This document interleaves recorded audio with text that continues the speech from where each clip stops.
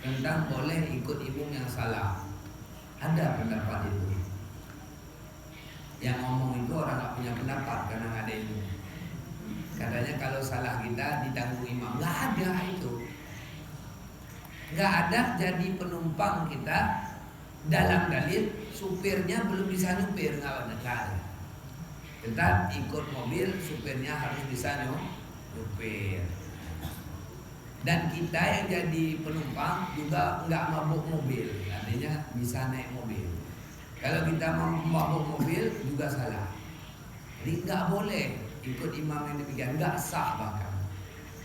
Jadi tetap salah. Cuma kalau dia ngomong begitu, bisa jadi dia nggak ngerti ilmu, bisa jadi dia ego karena dia yang itu. Contoh orang ilgha atau cacat bacaan.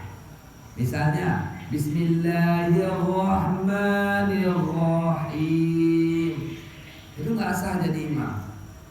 Kecuali dia buka di WA atau Facebook komunitas Allah, itu baru sah. Jadi kalau salat mereka 10 itu model baca Bismillahirrahmanirrahim, itu sah. Karena cacatnya sama. Yang cacat Allah nggak bisa ikut cacat ta, yang cacat ta nggak bisa ikut cacat Allah. Jadi sangat berperaturan salat ini, ada SOP khusus. Ya.